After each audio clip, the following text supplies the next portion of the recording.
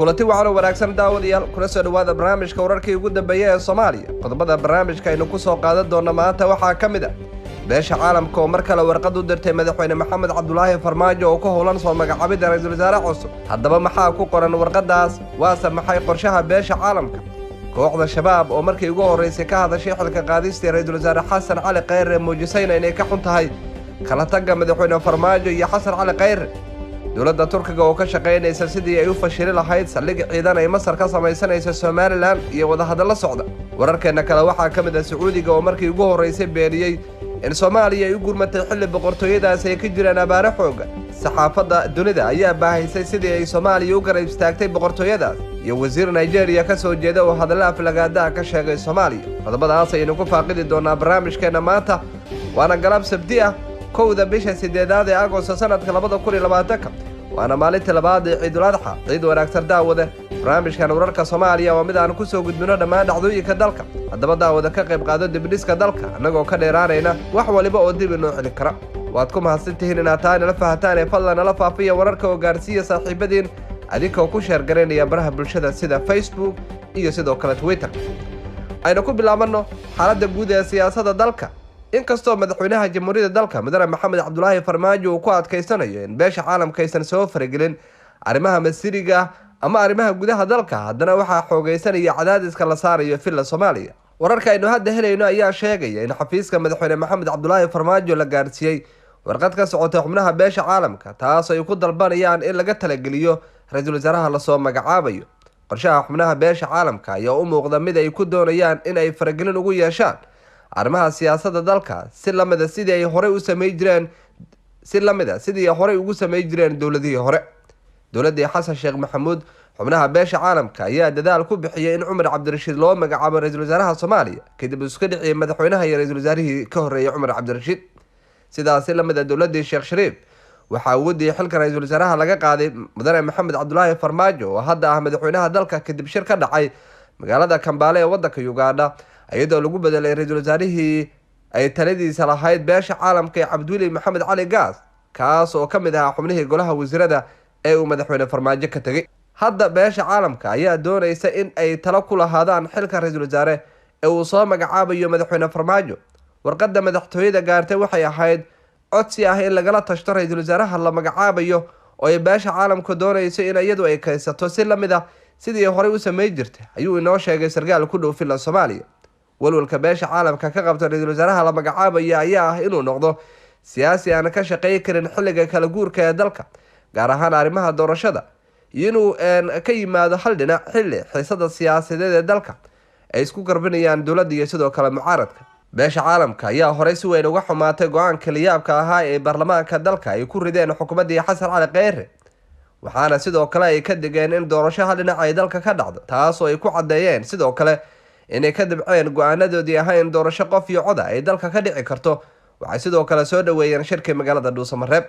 si kastaba waxaa isha lagu wada hayaa soo magacaabidda filla Soomaaliya ra'iisul wasaaraha cusub ee bedeli lahaa Xasan Cali Khayre, xilli sidoo kale lagu ballansan yahay 15 bisha in la aado shirkii magaalada Dhuusamareeb 3, kaas oo la filayo in madaxda dowladda iyo koox maamul goboleedyada ay ka heshiiyaan nooca doorasho ee dalka ka dhacaysa kadib markii la magacaabay gudiyadii farsamo ee hore lagu heshiiyay. haddaba wararka ku soo kordha ololaha madaxweynuhu ugu jiro inuu ku soo xulo ra'iisul wasaaraha cusub dib ayaan idiga soo gudbin doonaa insha Allah. inkastoo saacadihii la soo dhaafay ay si weyn u soo gaarayeen shakhsiyaad cusub oo loo saadaalinayo xilka ra'iisul wasaaraha, haddana waxaynu garanay inaysan suuragal ahayn in qof walba oo madaxweynaha kala hadla ama musharaxnimadiisa u gudbiya inaan soo gudbino, taasoo dadka jahwareer cusub geli karta maadaama ay si weyn u sugayaan qofka noqonaya ra'iisul wasaaraha dalka. wararka ku soo kordha arrimahana dib ayaan idigala socodsiin doonaa insha Allah. kooxda shabaab ayaa markii ugu horeysay waxay war ka soo saartay xilka qaadistii ra'iisul wasaare Xasan Cali Khayre. waxay sheegeen in khilaafka soo kala dhexgalay madaxweyne Farmaajo iyo ra'iisul wasaarihiisii ay keentay dib u dhac weyn oo ku yimid dowladii ay muddada soo dhisayeen. afhayeenka kooxdaas Cali Maxamuud Raage oo loo yaqaano Cali Dheere ayaa sheegay in madaxweyne Farmaajo iyo ra'iisul wasaarihiisii Xasan Cali Khayre ay ku faani jireen inay yihiin kuwa daacad u ah u adeegista dalka iyo inay ka shaqeynayaan horumarintiisa. afhayeenka shabaab ayaa sheegay in kala tagga madaxweynaha iyo ra'iisul wasaarihiisii ay hadda meesha ka saarayso waxaabihii ay ku faani jireen sidoo hadalka u dhigay.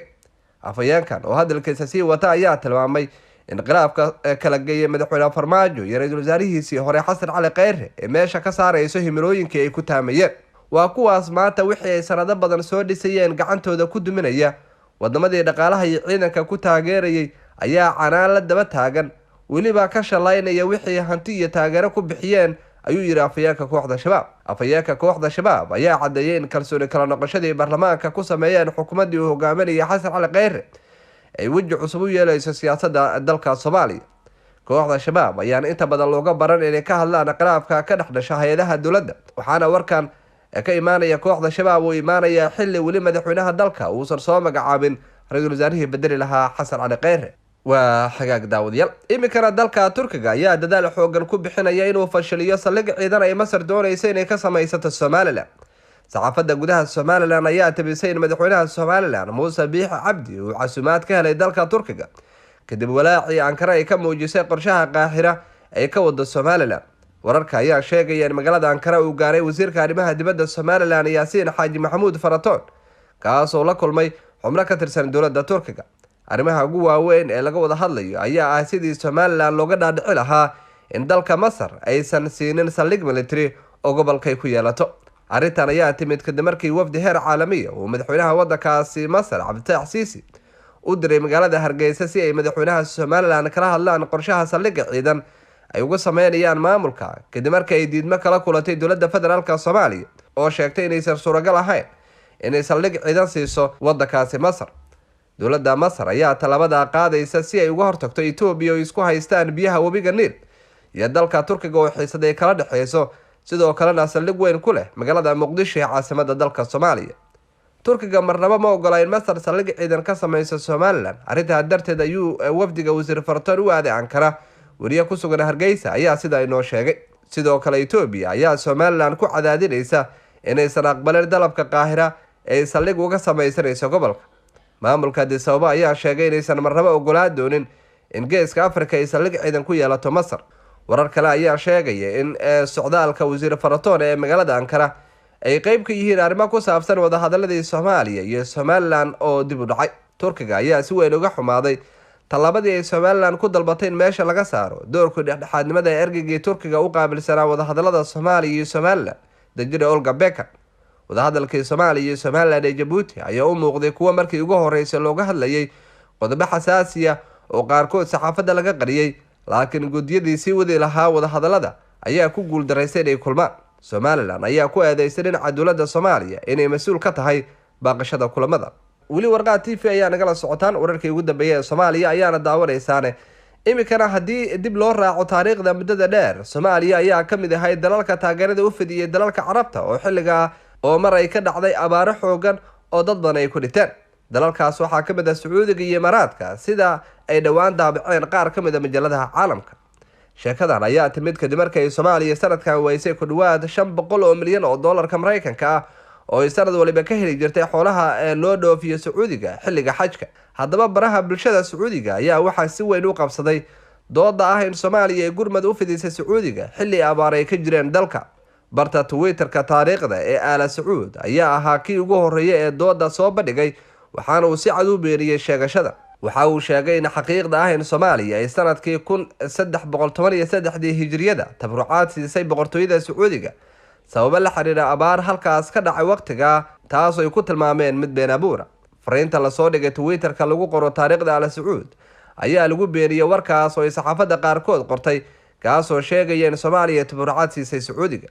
sax ma aha in Soomaaliya Sacuudiga kaalmo soo gaarsiiyeen, waxaana ka xunnahay in warka lagu faafiyo qaar ka mid ah wargeysyada dunida, ayaa lagu yiri fariinta Sacuudiga.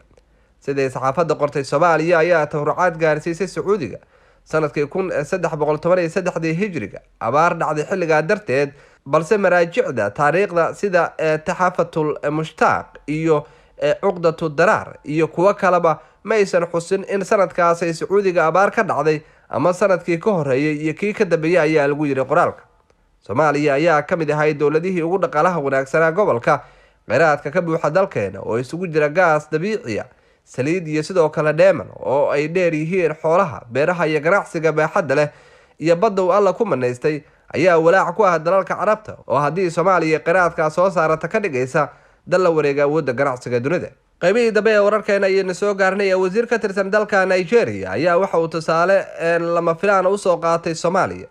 mid ka mid ah xubnaha golaha wasiirada ee dalkaasi Nigeria ayaa tusaale yaab leh u soo qaatay dalkeena Soomaaliya isagoo ka hadlaya xaaladda amni ee dalkaas iyo qaraxyada ay geysanayaan kooxda Boko Haram. wasiirkan oo lagu magacaabay George Akume isla markaana wasiirka howlaha ee gaarka ee dalka Nigeria ayaa sheegay in xukuumadda ay ka digayso in Nigeria ay noqoto sida Soomaaliya oo kale meel ay ku ciyaarto caruurta sidoo hadalku yiri. sidoo kale waxa uu intaa ku daray haddii aan waxba laga qaban falalka amaan xumada in Nigeria ay raacayso wadada Soomaaliya oo kale. waxaan aad uga digayaa in sida Soomaaliya oo kale meel caruurta ku ciyaarto noqoto Nigeria haddii aan la sameeynin qorshe midaysan oo wax looga qabanayo amaan darrada, ayuu yiri wasiirkan oo si weyn ugu gafay dowladda Soomaaliya. dalal Afrika ku yaala iyo kuwa kale oo caalamka ayaa mar badan Soomaaliya u soo qaatay dal liita mar ay ka hadlayaan waxyaabaha xun ay ugu horeyso arrimaha dagaalka iyo sidoo kale argagixisada. ugu dambeyntiina gabadhii duqa magaalada ka ahayd magaalada Beledweyne ayaa xilkii laga qaaday. wareegto ka soo baxday xafiiska wasaaradda arrimaha gudaha ee dowladda hoose ee maamul goboleedka Hiirshabelle ayaa xilkii looga qaaday duqii magaalada Beledweyne Safiya Xasan Sheekh. wasiirka Hiirshabelle ayaa waxa uu sheegay in duqa magaalada Beledweyne loo magacaabay gabar kale oo lagu magacaabo Nadar Tabaax Maalin oo noqonaysa duqa cusub ee magaalada Beledweyne. Safiya Xasan Sheekh ayaa noqotay gabadhii ugu horeysay oo duq magaalo ka noqota magaalada Beledweyne. waxay sidoo kale ahayd gabadha kaliya oo duq magaalo ka ah maamul goboleedyada dalka ka jira. maamulka Hiirshabelle ayaa marar badan xilka qaadis ku sameeyay duqa magaalada Beledweyne, gudoomiyaha degmadaas iyo gudoomiyaha gobolka Hiiraan, waxaana dad badan mar walba ay la yaab ku noqotaa isbedelada joogtada ee gobolka Hiiraan. qodobkaas ayaa ugu dambeeyay wararkeena maanta daawadayaal. barnaamijka lamid insha Allah ayaynu ku kulmi doonaa. waxaan idin tagayaa sida ay nabadgelyo. Assalaamu calaykum waraxmatullaahi wabarakaatuh.